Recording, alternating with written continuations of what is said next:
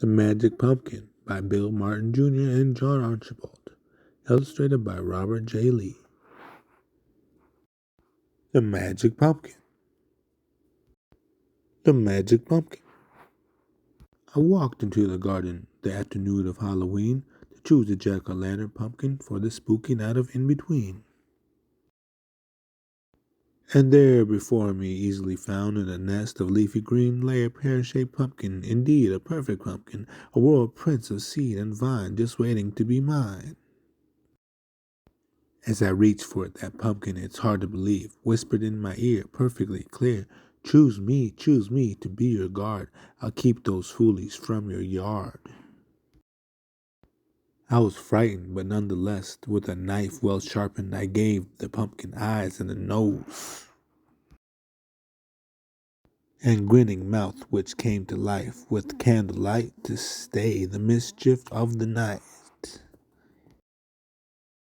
As I placed the jack-o'-lantern at my door, I think it winked at the ghostly moon, as if those two had pre-planned some tomfoolery to happen soon.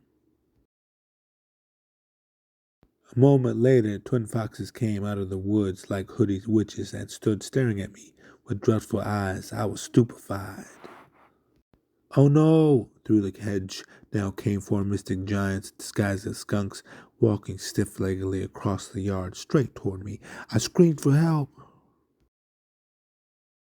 And what was that? An owl's cry and a phantom wind blew my coat-tails and did me in.